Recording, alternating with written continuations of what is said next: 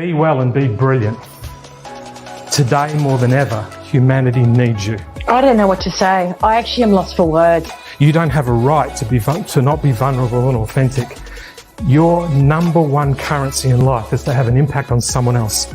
Like, you have blown me away to the other side of the world, and I don't know how I'm going to get back. Because if you lead with your humanity, you elevate theirs.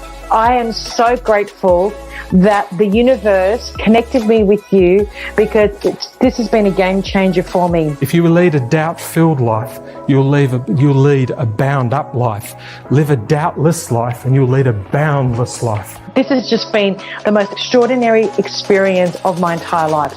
Leadership is in the form of your brand, and in today's brand, it's your vulnerability, your ability to be authentic, your ability to be seen. Because you're just a game changer. I've just never met anyone like you. Your ability, as I say, to live your eulogy, not wait for someone to mourn you after you've gone.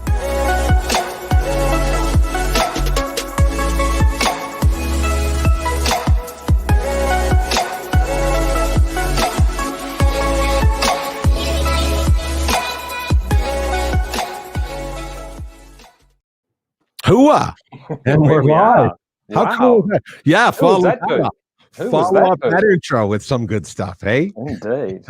Let's do it. Well, welcome to everybody. Welcome to our live stream right now. Here with Stephen Sede, and welcome everyone who's watching live. And we also want to welcome those who will be listening on the podcast. So, Stephen, how are you today? I'm good, buddy. Let's do it. I'm right. up for it. I'm up for it. Let's shift some people. Sure, shift some people. Let's start with something real quick though before we jump to a guest. Is Yep. The purpose of what we're doing here. Let's just generally explain a little bit why we're going down this route to create some content for you. We've talked about it, and I've heard it from so many different people. But for anyone who wants to know a little bit about you, what are we trying to accomplish here with some of the?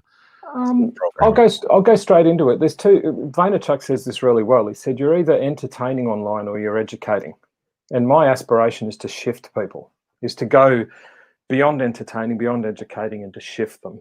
And as far as I'm concerned, it's up on the wall behind me. Your confidence, your courage, your compassion, your compulsion, and your completion are the 5 elements that dictate your ability to feel brilliant and then actually go and engage the world with it.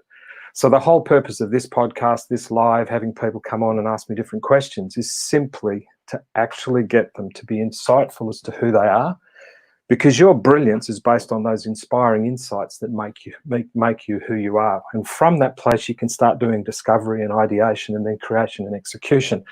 Too many people are trying to prove something to someone else before they've identified who they are.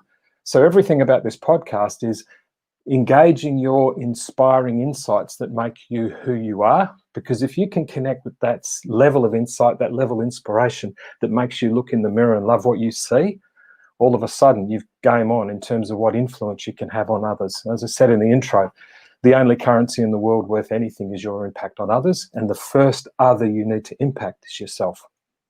Fantastic. So let's also clarify, in these conversations, I mean, we're really trying to allow people to have the experience of what it's like to kind of connect with you and chat and all that kind of stuff. But there's a theme around it. I mean, about the 5 C's. So I know that you said that, I want to bring it up just because I want to make sure people are recognizing that there's some sort of format to what we're trying to accomplish here. Yeah, I'm a firm believer that those 5 C's, confidence, courage, compassion, compulsion, and completion, those 5 C's are at the base of every single thing you do, personally and professionally, every single thing that you do. Those 5 C's are about your pride, your resolve, your kindness, your obsession. And in terms of your completion, what are you prepared to sacrifice to get things done? And that might be, what are you prepared to sacrifice in the context of a personal relationship? What are you prepared to sacrifice in the context of a professional engagement? So right now, the whole world has had to, with confidence and courage and compassion, have the ability to be obsessed about finding a way to live differently because of the circumstances we're under. So what sacrifices have we made in terms of parents having to homeschool while still going to work? What kindness and compassion do we need to show each other? What kindness and compassion do we need to try and show each other based on what's happened in America recently? So for me, every single one of the elements that make up your brilliance and every single thing in your personal and professional life are in some ways connected to those 5 elements. Wow, fantastic. And I guarantee every question I get asked today by all the different guests that are calling in or videoing in, whichever they're doing, I guarantee they will in some way sit within those 5 elements. Wonderful. Wonderful. And going forward, just so that everybody understands the concept here, Sure. we will definitely be opening up this sort of programming where people can literally text us and Yes. call in live and so on. We have live people coming on today. We don't know basically what they're going to be asking you. We don't know what that's all about, which is kind of fun to go into that. So let's just jump right into it. I think you want. Yeah, just before we do, Peter, there's one thing I want to say to everyone that's listening and everyone in the green room and everyone watching online or however you're consuming this. The only reason I'm doing this is because this is exactly what people say the experience of being one-to-one with me is. So my question to everyone out there, what is the impact you have on other people? What is it they say about your engagement with you? What is it that, and how is it that they engage you personally, professionally, romantically, spiritually, emotionally? What is it? Because the only reason Inspiring Insights is called that is because my team, the Sede Angels who are watching, hi girls, they went through and all of the comments and all of the social posts looking for the most common description of the impact I have on people. So my number one request of you is what are the common words that people use to describe the impact you have on them? And whatever that is, embrace it. Right. Okay, brilliant. Well, let's just jump right in. We're going to grab Matthew. Let me see if I can bring Matthew into the stream here. Oh, there he is. Hey, Matthew. Can you hear me, Matthew? Yeah, I can hear you loud and clear. Thank you. Fantastic. Well, great to meet you. And you're on with Stephen. I'm just going to jump out.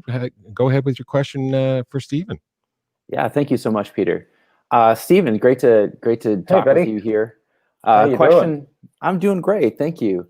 Over here near Tampa, Florida, it's beautiful weather here, and I'm just excited to get this chance to ask you a question. Sure. Thanks, man. My question is, I've got a team of people that I work with. There's a couple people that are local for me, and then there's people in different parts of the world as my team is part-time and as needed. And so as I lead them, I know that there's a lot of people that are facing this right now as people are working remote. And my thing is, how do I lead from a place of understanding where people are at with all these different things that are going on in the world right now, and bring people together, even though we're far apart. So I think that would be helpful for me, but I think a lot of people are feeling this way. Yeah, no, I get it. It's funny because I call this the kind of leadership, and I don't, in brackets, COVID, if you will. Because if you think in terms of what COVID-19 has done to us and just the concept of being at home, right? As far as I'm concerned, leadership right now is based on providing some level of direction, providing some level of assurance, and the critical one is providing some level of autonomy. Really, really important. And direction is, where do you want me to be, what you want me to do, and how do you want me to do it? Your assurance is giving people some type of guidance, giving them the first. So number one is some type of guidance. The best form of guidance is giving people one first next best step to take, and then reassure them that that you're happy to back them as they make that effort. In terms of the 3 elements of autonomy, the really important thing is to actually give people some way of being able to report their progress. For you to give them feedback, and that great line about there is no failure, there's only feedback, and then actually give them, guess what, some reassurance again. So you're giving people reassurance by the direction, you're giving people assurance by allowing them to feel as if you've got their back, and then you're giving them a level of autonomy that, tell me how you're progressing, here's some feedback, and I've got you, you can do it. If you think of what we did when COVID came along, the first thing that we did is we had to go home. It was very clear the direction the governments of the world were giving us, whether we liked it or not. There was a very clear element of what assurance you had to do. And obviously some of that assurance was people losing their jobs, sadly, but there was some assurance of that. And then the autonomy element was work from home, because this is what we're going to have to do in this COVID world. Now, if you think of, and this is really, I say this with very, very careful language, The level of direction, assurance, and autonomy that's happened in America since that poor man was quite disrespected and lost his life, the direction's missing, the assurance missing, the autonomy's missing. So when there's no direction, assurance, autonomy, you don't have leadership, you have conflict. And sadly, the whole world, not just America, the whole world is at conflict about what happened, because there's no sense of direction, there's no assurance, and there's no autonomy. Therefore, there's no dignity. Therefore, there's no conflict. So, Matthew, if you're wanting to run a remote team, my focus, and Jane, if you could time code this, the Sede Angels are watching. Jane, time code this for me at 10:57. We'll actually put this as a model and share it on all the different social platforms with those elements I've put for you. But Matthew, if you've got a remote team, be very focused on the direction, those three elements which we'll share. Be very focused on how you assure them, and then give them a sense of autonomy, because if they're working remotely from you, they already have autonomy. How's that? Great. Yes. So, and if you think of the example of COVID going home, we had direction, assurance, autonomy. We may not have liked it, but we did it. If you think of what's happened in America in the last week with that poor gentleman, those things are absent. We've got very, very brutal conflict, and the whole world is up in arms about it, and rightfully so. Wow. Thanks, Pete. That's fantastic. Hey, thank you, Matthew. And great question, because Stevie, one of the things that strike me about that is the autonomy part. I mean, I think from a leadership perspective, it must feel, Matthew, sometimes that you have no choice but to give them autonomy, because you're not in the presence of them. Is that some of the strife that you're thinking, or the stress that you're feeling about that? I think that we're all working towards the same goal, and having people buy into feeling like this is a part of me too. Like this, I'm creating this together, and I have a seat at the table. When everybody's distant, we don't have a place to gather other than, through Zoom.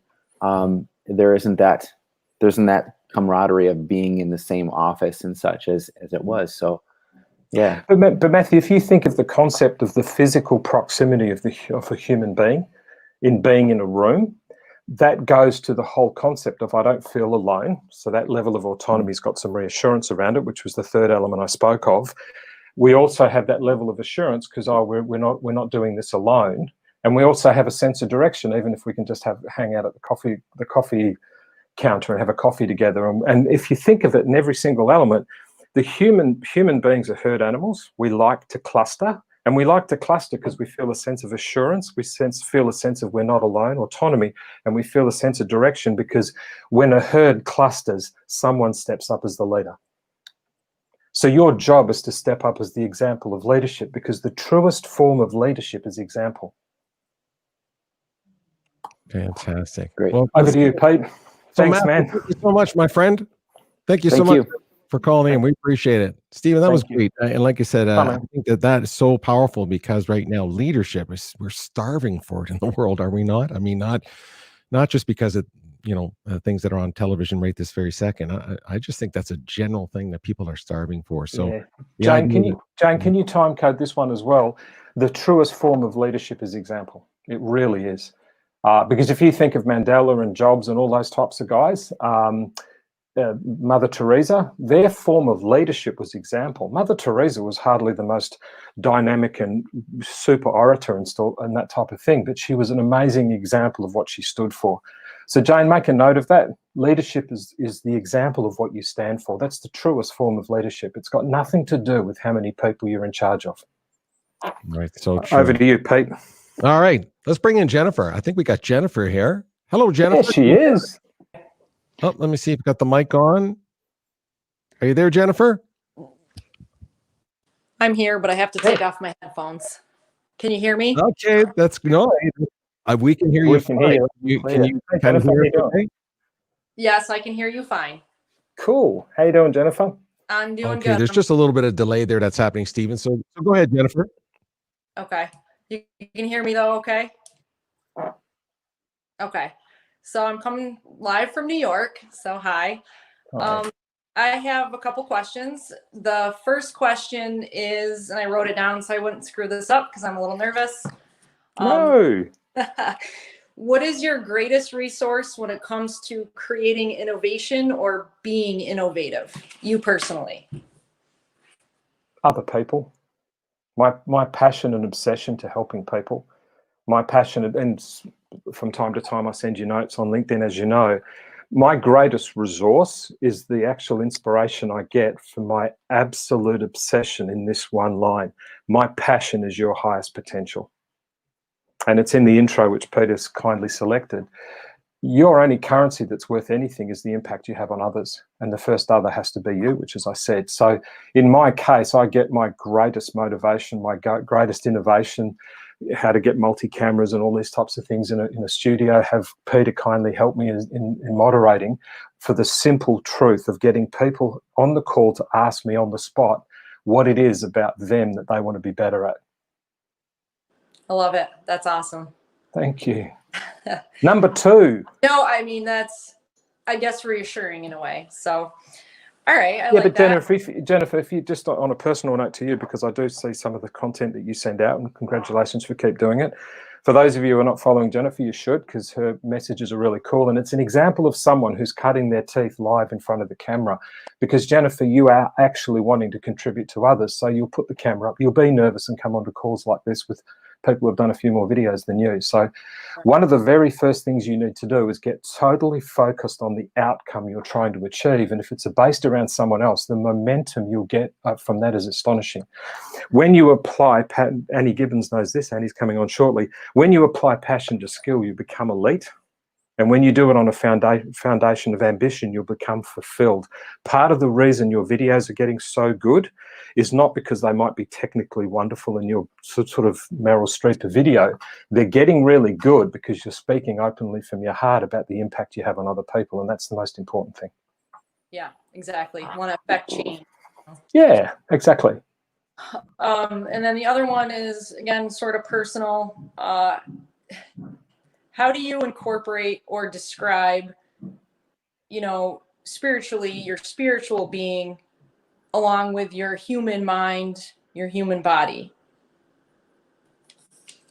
It's good that you've used the word spiritual. My mentor, Bob, always tells me that religion is man's interpretation of spirituality.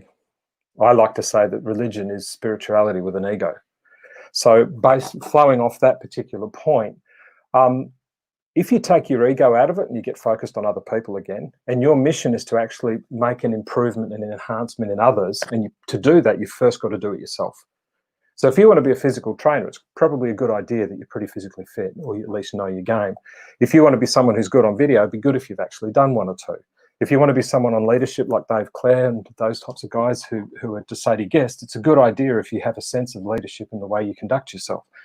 So one of the things you need to do, it goes back to the same thing, and it's the mantra is, if your focus is on others, then your spirituality of sense of self will actually rise to the top, and the ego of competitiveness, the ego of fear, all of that will fall away when you're totally focused on someone else.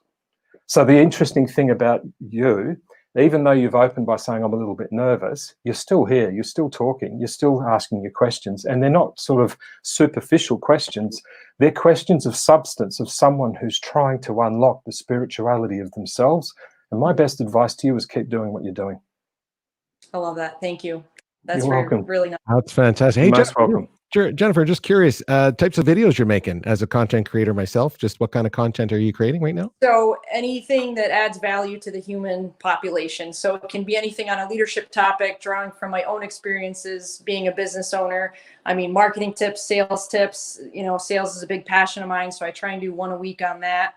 And then otherwise it's following 3 core values of a group that I'm in, which is education, empowerment, and encouragement. So started out as sort of, people needing this during this time of the crisis that we're in, to, because it resonated so well with me normally with my normal core values, I just am keeping going with it, because there's never not, some type of atrocity, adversity, everybody's always going through some point of growth. And if I can give them an idea, if I can, give them a different perspective, or just celebrate, the good things, then I want to carry those messages. So it's just philanthropy. It's not really anything. I'm not trying to promote my business, actually. So just trying to promote who I am, what I believe in, and see if that resonates and can help other people. Yeah, but you are your business. I Pete, love that. can you go to the board really quickly? Because I just want to mention this to Jennifer. Jennifer, and just go full screen, dude. Jennifer, one of the things I want you to do is the spirit of dignity. Every single human being is seeking and really seeking this. And some people do it in the form of using their ego to think they're better than someone else, assuming that's dignity, and it's not. So kind of homework assignment, if I could say that respectfully, go to the thesaurus and look up the word dignity and find 3 words that resonate. And I guarantee when you then, so this is part A, go to the thesaurus and look up 3 words associated with dignity. Part B, go and ask 1, 2, 3 of your friends what impact you have on them. How do you make them feel? And I guarantee it'll be some way associated with those 3 words. And when it does, number C, start making those 3 words and the sentiment connected with what people say of you, the theme of every video you create. And Jane, if you time code that at 2116, we'll send that as a little pack for you to understand, and we'll share it with everybody. But if you do A, dignity, 3 words, B, what are people's impact that you have, and go and ask them, and C, link it all together and make it your theme, all of a sudden your brand integrity and your brand dignity will go through the roof, higher than what it already is. And it's pretty cool right now. Got it. I love Gotta go, that. gotta go, gorgeous. Thank you so much. Thank you. Thank you, Jennifer. See ya. Bye. Bye. That's great insight there about content creation, by the way, Stephen. So I really Thanks, appreciate buddy. you expanding on that, because, Jennifer obviously is putting out, she said a magical word there for me, which is philanthropy, giving back, making a difference, Yeah, trying she to is. figure out a way to, share this, your gifts and your skills and so on. Yeah. So really, really glad that you expanded on that for her, because that'll help in her content creation process. Yeah, and Jane from the Angels will get it sorted out so we can turn that into some content. Fantastic. All right. I think we got Annie here. So let's see if we can bring Annie in on the line. Annie, how are you? Can you hear Oh, me? my goodness. Hi, yeah. Well, thanks for having me. I'm coming from Sydney, Australia. Hey, Annie, how you doing? You're down the street from that fine young man right there. Okay, go ahead. I'll let you go ahead for a question with Stephen there. Okay, so Stephen knows me very well, and he knows that I'm extremely passionate about helping women achieve their best potential, becoming successful, balanced, and happy, probably those 3 areas. And so I am very strong on passionate leadership, making sure that you're 100% purposeful and passionate about what you do to achieve your brilliance. So my question to Stephen is, how do you coach people to trust their passion to become their way to their brilliance? Because for me, my passion is my default, right? So I'm actually asking you, how do I help people to, I think it's easy. I think when you know your purpose and you're passionate about it, it should be your default, and it should be the way you lead your business and life. But I find that many people find it difficult to trust in their passion. So how do you help people trust in their passion? Yeah, down on the board for us, Pete. One of the things, Annie, that's really cool, and go full screen. I'll just share it with and you can know what to do. Annie, one of the things, people always talk about what your plan is. People don't often talk about what your reality is, and they rarely talk about their outcome, because they call it a goal. And then there's SMART goals and all that kind of thing. In the middle of your purpose is, what is the outcome? And it goes back to what Jennifer asked me a few minutes ago. What is your outcome? What are you trying to achieve? Because in the world that Annie Gibbons operates from, in the world you operate from, Annie, the atmosphere of your world is passion. Yeah. And everyone who knows you knows that. So one of the first things that I do is I ask myself, what is the outcome I'm trying to achieve? What is the actual plan that I need to put in place based on the reality of where I am?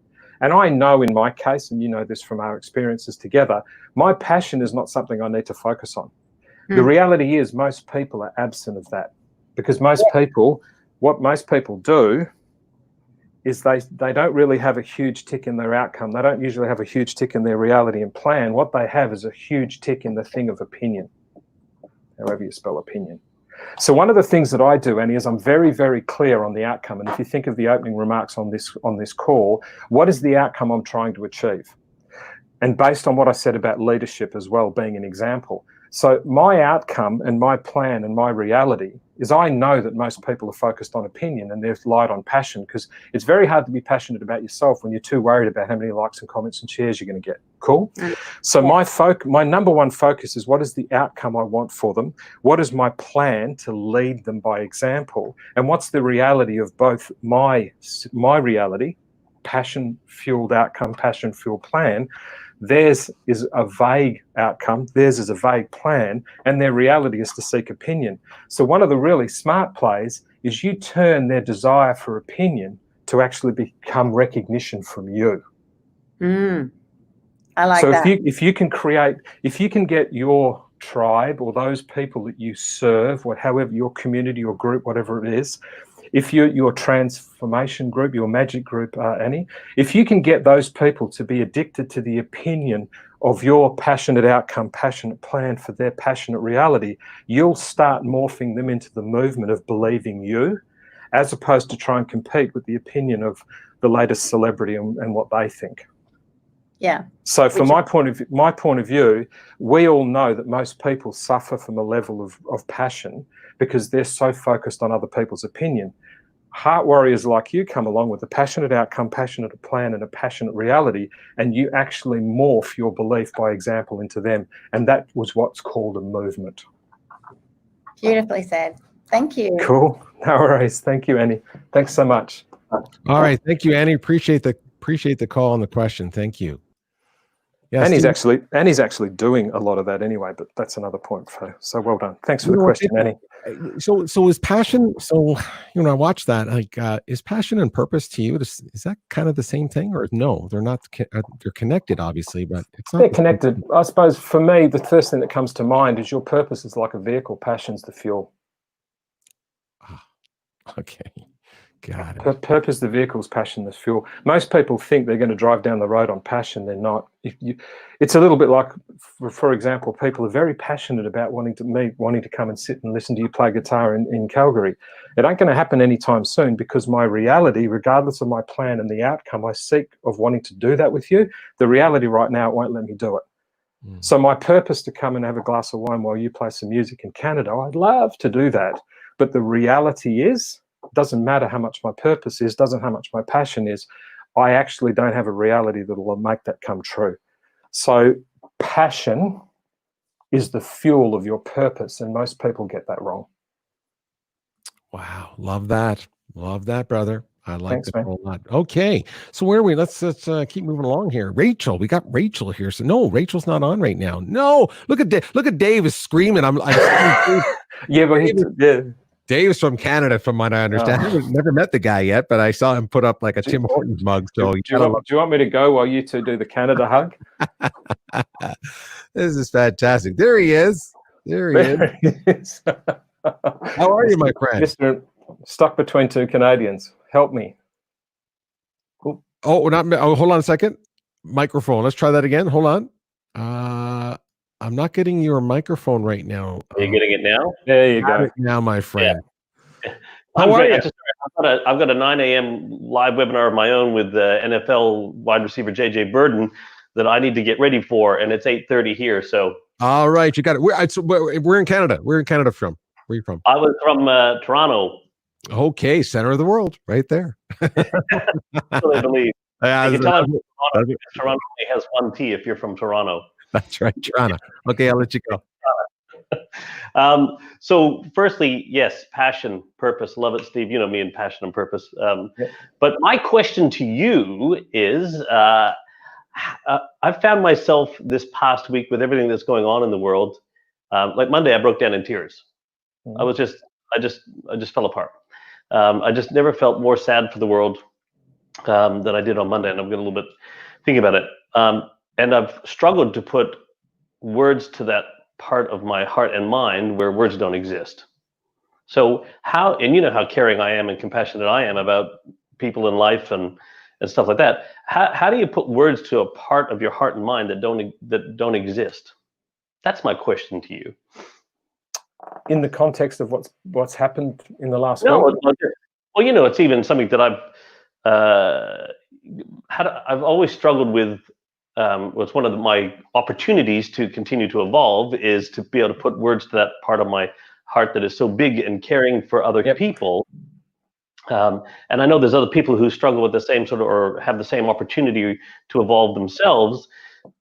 And can you give us some inspiring insights on how to put words to the part of our hearts and minds that don't have words? I'm not sure if I should use Z or Z or whatever. First thing that comes to mind, Dave, is these three things. You've got to appreciate and be proud of the fact that you feel that way, and don't let it switch you down. And as Jim Rohn often used to say greatly, one of my favorite quotes from him, sometimes you just got to let life touch you. So if you're sad, be sad. If you're happy, be happy. If you're angry, be angry, but just don't get stuck there. So the first thing is to appreciate the fact that on Monday or whatever it was in the last week that you felt that troubled and that burden to the point of actually being in tears, and appreciate it.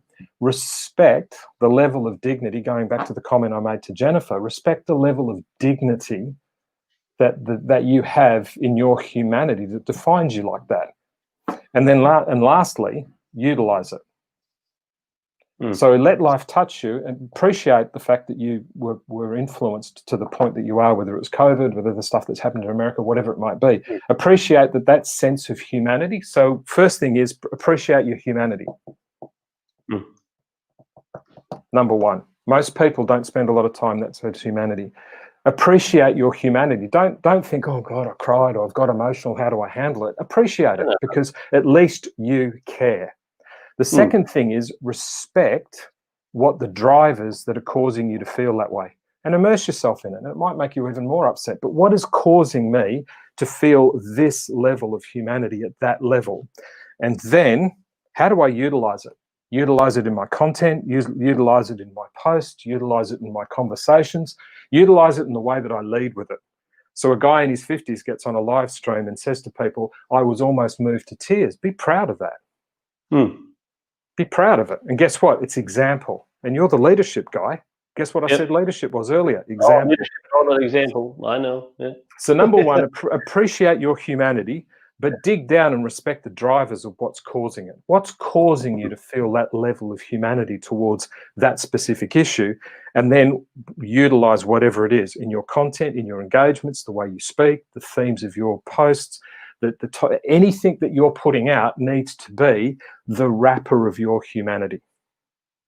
And once again, if you were to do that and look at the 3 top words that came out of that exercise, I guarantee if you went to the 3 or 4 top people that do business and do life with you, there'd be a common element.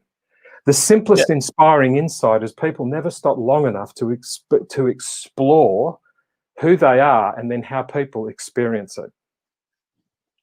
Fantastic. Cool. That's fantastic. Thank you, my brother. Let me ask you a question, Dave. You don't mind jumping in for a second? Why? Sure. I'm fascinated by the fact that you're now, Stephen. Are we talking about empathy here? Is that the term? I mean, what that could be. Is this powerful? Because I know that I identify with that idea of being very empathetic. I feel energy all the time. I don't even consider myself a religious or even that spiritual of a person, but I feel the energy of, you know, my home, my neighborhood, the world that I'm in. So Dave, why is it when you see global events? Is it right in your backyard? Like what triggers that? I'm just curious of the level of empathy that you're feeling right now. It was more triggered by this stuff, the racism that's going on in the world now. I mean, on top of here in Australia, we've had the bushfires and people have suffered through that. Then we've always had COVID, and then, you know, but then there's this last one really rocked me. It just made me sad. And then to see the aftermath of that too, I just, you know, and I was okay with it. I'm like, to Steve's point, I'm okay to acknowledge my sadness. Like it's how long I choose to stay in that space. I'm a human being. I'm a spiritual being having a human experience, and that was part of having that human experience for me. But I don't know. I just have felt this overwhelming. Mind you, I also was the first time I'd really got a lot into the news, and I really wanted to understand what was going on. I'd heard all about it, but I usually stay away from mainstream media in terms of news and that sort of stuff. And I like to do my own research. So I started doing my own research, and this heavy sadness just fell upon me. And I've got a lot of friends who are of color, and just to, you know, sometimes I think I was more sad at my ignorance to how long this has been going on. I think that was probably more where it came from. Is, you know, if I put my hand up and say, like, I was ignorant, you know, I know it existed, but, you know, and it was still around, but to that level, and I just, like, how have I been so blind to this? I guess I was more sad and mad at myself even. Yeah, if I really dug deep in that moment. Quickly down on here for a sec, and we'll finish on this, Dave. The word empathy for me is very much, what do you stand for? What do you fight for? And that's not fight in terms of conflict. That's actually it's what underpins what you stand for. And then be an example of both. Be an example of both. So, and it goes back to those 3 points that I've just said to you. And I wouldn't beat yourself up too much that you have, it's not as if you've turned a blind eye to it. Every time something like this happens, and sadly, it's not the first time it's happened, we almost sit back and go, what have I done? What am I contributing to do? And one of the good things, if there's a silver lining out of these horrible things like COVID and even this poor gentleman's situation, is all of a sudden there's a wider conversation about what's happening in America than just America. It's all over the world now. And part of that comes because we're becoming more empathetic. We're starting to stand for things. We're starting to want to fight for things. And we're starting to now, all we need to do, and this is the bit that comes to what I said to you in the previous sort of slide on the board, you need to be an example of both. And some of that example, Dave, needs to be, you know what, I was almost moved to tears and I'm proud of it. I'm not proud of why, but I'm proud that I am. Yeah. Okay. Beautiful. Cool. Thanks, man. Good luck with your call, by the way. Thanks, my brother. See ya. Take care. Bye. Peter, rock on. Fantastic. Hey, thanks, Dave. Appreciate it. That was great. That's great insight, my friend. Yeah, I sensed a lot of emotion in his in his voice as well. And what's interesting about that, Stephen, is that I think it crosses over into a couple of the conversations that we had earlier with people today. You know, talking about leadership from a distance, and you know, and I think it was it Jennifer? Yeah, Jennifer talking about creating videos and wanting to make a difference with that content and so on. Everyone's just trying to connect. Everyone's just trying to figure out, how do I use what I know how to do to connect with the world, especially right now when I'm feeling a little overwhelmed and disconnected. So that makes sense. Again, I go back to this all the time, and for people who know me and have done lots of work with us and stuff, what is the example? Or if I said, a young girl asked me, I'm only 22, Steve, I haven't got your experience. Of course not, I'm twice your age. And I said, if you don't think you've got a lot of experience, whatever you think that is, your brand and your experience is the experience people have of the experience of you. So instead of thinking, well, I haven't got this and I haven't got that, in her instance, I haven't traveled as much as you do, Steve, and it was after I'd spoken somewhere, I don't get to speak like you do and all that stuff. I'm like, hang on. What is people's experience of the experience of you?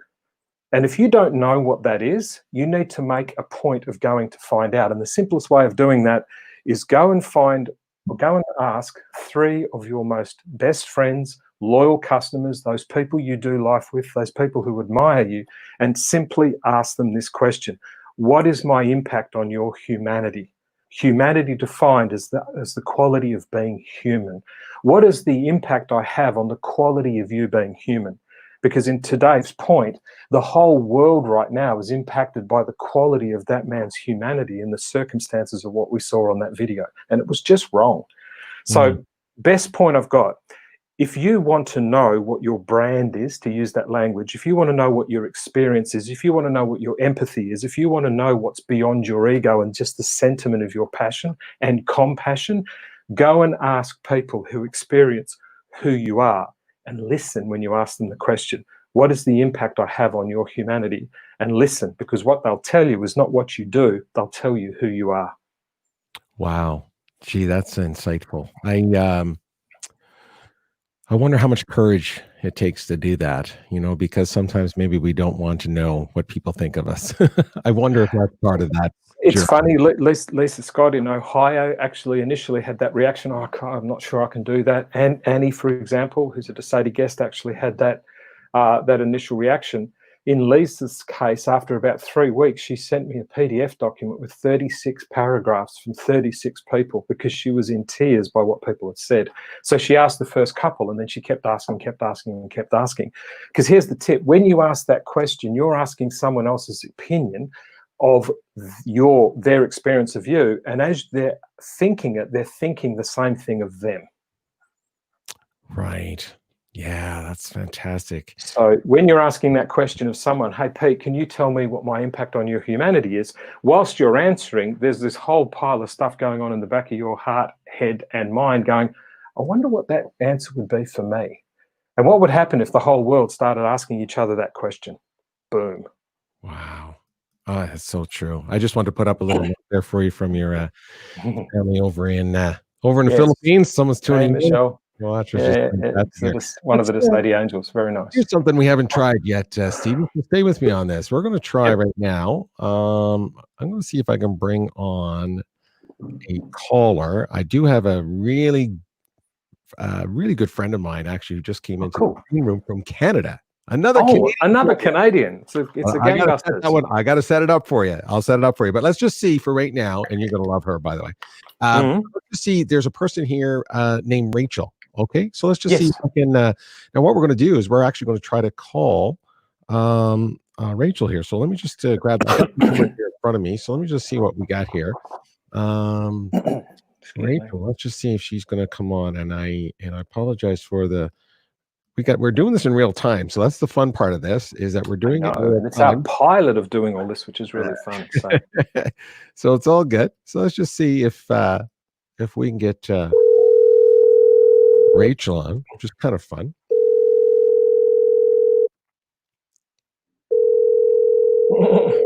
This is the fun part where it has to go through people. Hi, is this Rachel? Yes, this is Rachel. Hi, Rachel. This is Peter, and you are live right now with Stephen the Sede. Go ahead and say hello to Stephen and ask him your question. Hey, Rach, how you doing? I'm really well. Thank you so much for taking the call. We really appreciate it.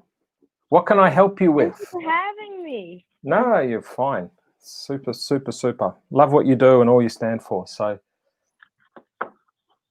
I'm happy to take whatever question. Just don't ask me what women want because I've got no idea. Go ahead with your question. Sure. My question is, do you believe that love is the answer to making this world a better place? Yes. Because it'd be easy just to go, yes. See, Rach? But yes, because when you have a financial crisis, it breaks our heart. When we see what's happened, we've mentioned this a few times, sadly, in America, it breaks our heart. When you see what's happening around the world with COVID, it breaks our heart. When you have a breakup, it breaks our heart. When you don't get that business deal, it breaks our heart. And guess what? The heart's synonymous with love. So whether you've had a financial crisis, whether you've had an emotional crisis, whether you've had a spiritual crisis, whether something called COVID comes along, whether there's some injustice in the world, whatever it might be, when you watch Fukushima, when you see people fly into buildings, bless all of those folks, it breaks our heart. It doesn't break our wallet. It damages the wallet, but it breaks our heart. It doesn't actually damage the person, even though it breaks our heart. Every single thing that's a tragedy in life breaks our heart. But here's the beauty of the price and prize. Every single thing that enlightens us, single thing that inspires us touches our heart. So at the center of humanity is our heart. And if our heart stops working, you're in a coffin. If your mind stops working, you're in a coma. Wow. So everything to do with life is based around the substance of your heart. Everything to do with your heart is the source of love. And we either break our hearts, which falling out of love, or we join our hearts when we fall into love. So to me, love is at the center of everything because the heart is at the center of our humanity. Wow. And I feel exactly the same way. I know you do. Wow. Hey, Rachel, what's the connection now? Obviously, I mean, you guys just said incredible things about it, but it's interesting that you're talking about. Is that a theme that's really, really important in your life, the concept of love, or is it popping up now just because of sort of all the things that we're kind of seeing going on around the world right now? It's a huge concept in my life. Mm. That I live my whole life. Everything I do is because of love. Fantastic. Everything. Fantastic. And shouldn't we all, I guess? Hey, Stephen? Yeah, absolutely. Absolutely. Well, thank you, Rachel. We appreciate you you picking up. This was our first phone call. We didn't know if you were going to pick up or not. I will always pick up for Steve, and thank you so much for having me today. I appreciate it. Oh, well, thank you. We really appreciate appreciate chatting with you. Okay, you take care of yourself. Have a great night. Okay, we'll see you. Okay, bye-bye. Bye. Wow, isn't that fantastic?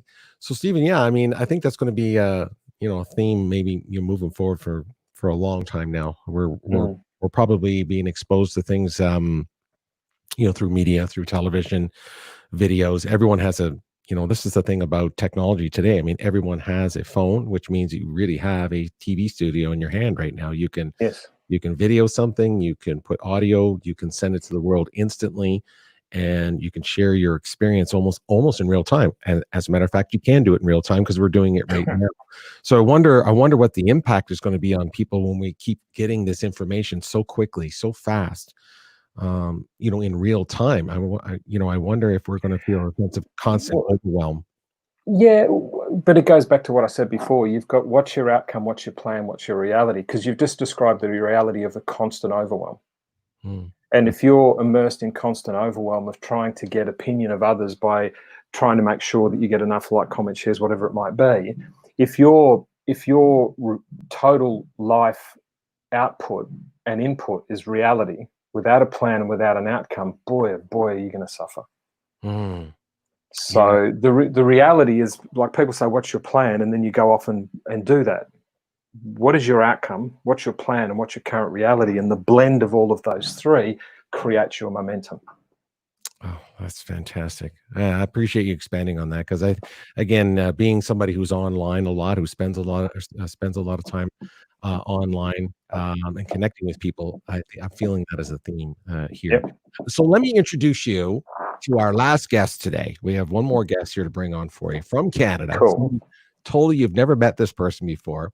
I know this person. So I spend some time with this beautiful lady, and she is a former world champion. She is also an Olympic gold medalist. Oh my goodness! Yes, like wow. This is cream of the crop here from Canada. I'm bringing you the best of the best right now. Clearly, I'm bringing it to you right now. So let me bring in a really good friend of mine. There she is, Jamie C.E.L.L. How are you, Jamie C.E.L.L? Hi, gentlemen. Hi, Stephen. So nice to meet you. And you, I don't think I've ever spoken to anyone who's won a gold medal before. This is like, I need to sit down. This is oh no. No, good for you. Well done. We should be standing too. This is a better idea. Oh, Stephen, I dance around too much to be sitting down. But Jamie is a very, very well-known public figure in Canada. She sits in the hearts of Canadians when it comes to sports.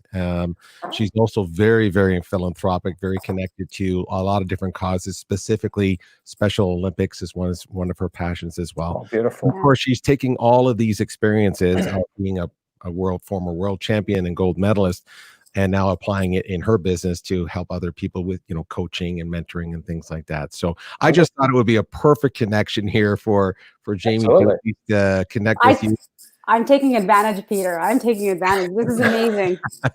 Well, Jamie, I'm going to leave you. You go ahead and ask your question to Stephen. Oh, yeah. Well, it's actually perfect timing, Stephen, right now, because Peter and I connect almost daily right now about, he's been really helpful in inspiring me in ways that I wasn't expecting, because I feel like I'm kind of a go-getter, but he's lit the fire underneath me a little bit too. But I feel there's a bit of with all of this going on, besides COVID, but now the drama down south, it's hard not to affect people here too. But I'm noticing even today, it's like it's Black Tuesday. So you go on your social media feed and everything's black. And it's in support of, the Black people everywhere. Yes. And I'm super supportive of this, but I'm feeling I'm kind of I don't know what to do for posting, for, putting out content. And I was saying to Peter, I've done these videos on, today's your day, say yes to your dreams, and just being really positive. But I feel like, are people going to hear this? Is that what they want? Because I get great comments, but right now there's just this focus on this other stuff. And I feel like if I'm posting positive things and enlightening things, that people might look at me and go, that's inappropriate. Or like, I wanted your thoughts on what you do with social media right now. I think I know what your answer is, but I wanted to hear your thoughts on this, because it's very, I find this whole thing very heavy. Yep. And contractive. And so I'm going, how can I help people? How can I help people? How can I help people? But if I put out something positive and happier, they're going to look at me going, Jamie, you're offside right now. Your sentiment. What other people think of you is none of your business. I've heard that before. Yeah, and I say that almost as a bit of a pattern interrupt, because I guarantee when you were training to be the success you were as an athlete, you didn't really take the opinion of what other people might have thought when you were doing what you were doing. Tried not to. Yeah. So what's your sentiment? What is your sentiment, irrespective of the current reality? So what's your sentiment based on the current reality? Not the current reality, but what's your sentiment of the reality of you? Irrespective of COVID, irrespective of the circumstances, so respectfully to that gentleman, what is your sentiment? I love that. We just then. Sorry. Okay. I thought you wanted me to answer. Okay. No. I'll come to you in a sec. What is your sentiment? Irrespective of the current reality, because here's the thing, reality comes in two forms: the reality of what's around you and the reality of what's inside you. Okay, so your reality is what's inside you. You know what, I don't know a lot of your stuff. I've seen a couple of bits that Peter showed me when we were getting ready to do all of this, and some of the interviews he's done with you. I guarantee there's not an ounce of your sentiment that will be in conflict with what you're doing. Because a lot of people right now are going to get into the conversation about black and all of those things, and quite rightly so. But when Mandela and Dr. King and Mother Teresa and Steve Jobs, it didn't matter what the reality was. Their sentiment, their intention, their reality and their plan was their example, regardless of what the outside reality is. So if your sentiment and your Oh, reality, you plan and be an example of that as you post. However, if we build like this into a frame, you've got to be mindful of the outside reality. And what's the easiest way to be mindful of the outside reality? Link your sentiment to the sensitivity. Can't spell sensitivity, so it'll be that one. So link your sentiment to your sensitivity. So what that means is this inside this box is you. It's your sentiment, your reality, your plan, your example. And nothing that happens on the outside is going to change this except the link to you being sensitive to the outside reality. So you're not going to put out posts that might be in conflict. But you know what? If you put out a post with your sentiment, reality, plan, and example that's been applicable to you throughout your whole life, that got you onto the top podium at the Olympics, all you need to do is, if I put out a post, is there an element of sensitivity in there? And that sensitivity could be as simple as putting the hashtag Black Tuesday, and that's it. Because then you acknowledge that you're aware of it, but I'm not changing my sentiment. And sadly, a lot of the people who are reacting the way they are, their sentiment is, if there's hostility, I'm going to go to conflict. Yeah. So the end result is we're protesting about something that was hideously disgusting, but we're doing it in a way that's actually the same thing. Yeah. And it's easy for me to say that, by the way, because I don't have to live with being black and all those things. So it's hard to put your mind around it, apart from why is it that we disrespect people like that? It's wrong. But to go to your question, what is your sentiment, your daily, weekly, yearly, and life reality? What is your plan? I'll have this sent to you, by the way. Oh, okay. I was writing it down. We can take a screen capture of it as well if you wish. Okay. But Jane from the Angels, 5410. Jane, can you just time code this for me? What is your sentiment? What is your reality day in, day out? What is your plan day in, day out? What is your example day in, day out? And then all you need to do is apply that to the outside reality and create sensitivity to it, and you're good to go. Most people what they do is their outside reality is in their box. It's Yep. their life, and they live their entire life based on everything outside. Their entire life is built on everything outside, as opposed to, this is the core of my humanity. This is the core of my sentiment, and whatever happens outside, I'll be sensitive to it, but I won't be dictated by it. I love that. Cool. Oh, thank you. Thank you. Fantastic. You're welcome. Yes. I knew you would get that, but think the about what you asked us, Stephen, is that someone like Jamie, but we all feel it. I mean, we all feel the sense that we're supposed to add our voice because we can. And every time something of any magnitude happens, there's that dilemma of what can my voice bring? Should I jump in? Do I have to add my 2 cents? Do I have to actually share an opinion with that? So someone like Jamie, for example, who probably has more social currency than the average, and I mean that just as myself or anyone else, because she's known, really has to kind of think a little bit deeper, I'm thinking, to put that kind of content out. So that's why I just thought it was a really interesting question, because and that was the first time I heard it, by the way, so I'm glad you brought that up, Jamie, because I feel the same way. I mean, I think most people do, especially if you're empathetic to things in the world and you're sensitive. You're thinking, gosh, I'm supposed to say something here, but then you think, well, should I? Is there any reason for me to be saying these things? Or so can I ask, if you don't mind, what is it that, the thing that's going through my head right now is that Greatest Showman. I was doing some movement of files on my drives the other day, trying to make room for stuff, and I found those 2 songs. The one the lady sings like the operatic sing, and then the one where the lady with the beard sings. Yep. And the thing that comes to mind is "This Is Me." This is me. As she looks up to Zac Efron, and with that really powerful look on her face, this is good enough, mate. I was keen on you, and you weren't interested. This is me. Take it or leave it. Can I ask you, what is it that you want to share from your social currency, your social platform? What is it that you want to say? Well, my intention is always to share, to spread love and give love and insightfulness on how to tap into being a better version of yourself, and mostly love. Like that, the call that you just had before this about love, I was like, yes. I just read a thing from the Dalai Lama about love and the importance of love. And so right now, especially, I feel like, how can I inspire, motivate the people that are following me, giving them love? But I'm finding it tricky because it's like, it's not being seen or heard necessarily. At least that's my perception. So I'm being very sensitive right now to, like, I don't even understand this the blackout thing. I didn't even know this was happening. So I'm calling my girlfriends who are in the know of it, and some of them are not posting anything from June 2nd to June 7th. So for 5 days. So do I, it's like, okay, so as a coach, is that important to kind of go along with this, or is it important to keep going with what I was doing? What do you want to do?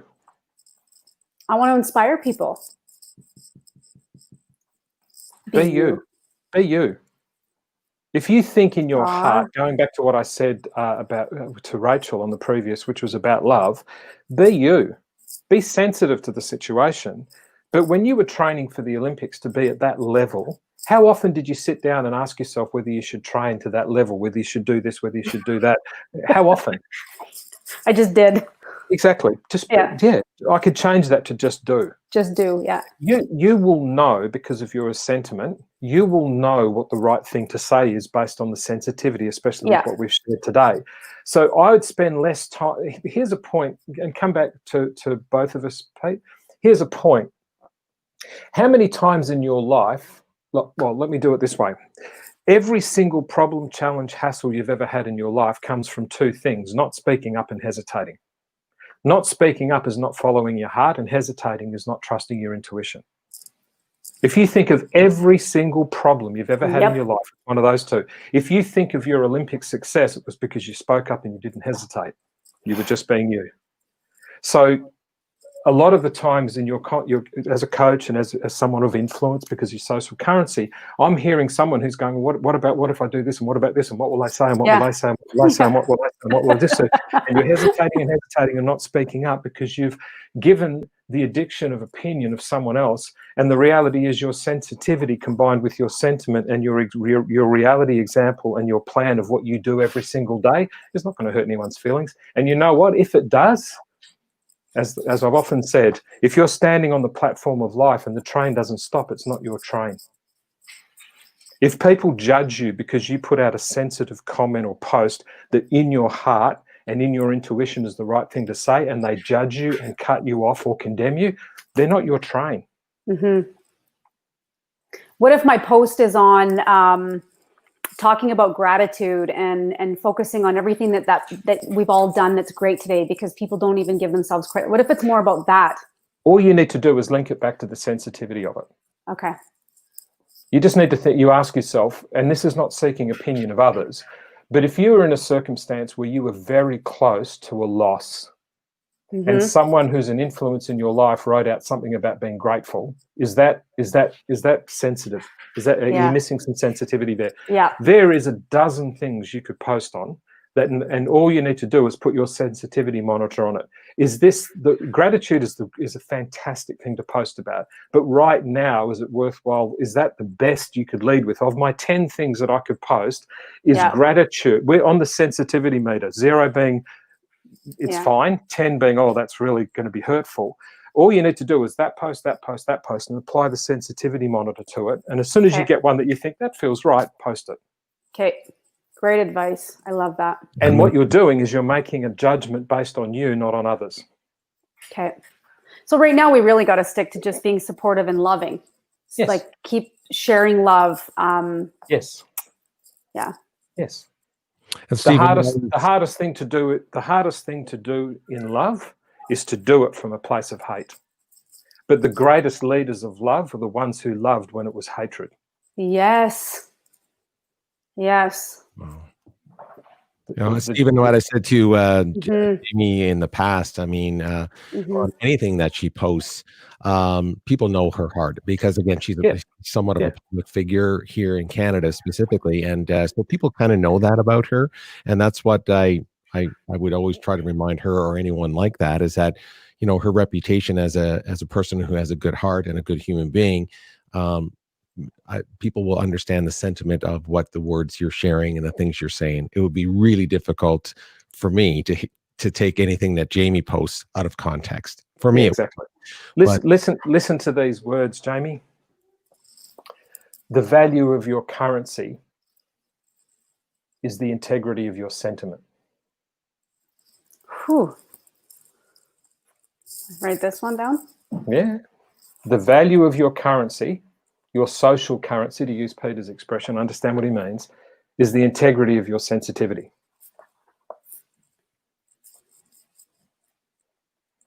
And that is your sensitivity monitor.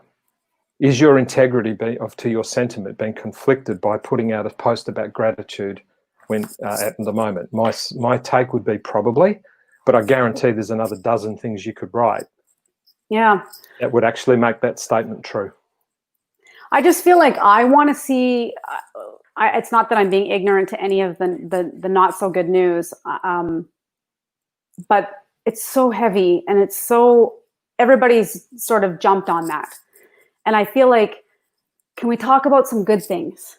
Then talk about some good things if that's what your sentiment is telling you, and that's integrous to who you are. Talk about those things. Okay. All you need to do is that not being too insensitive. And the reality is, and this might seem completely off point, when Steve Jobs launched the first Macintosh, and at the time Microsoft was dominating everything. And I know for those people who might think, how could you possibly talk about this in the context of here? But it's the principle, and the theme. It's not necessarily the specifics.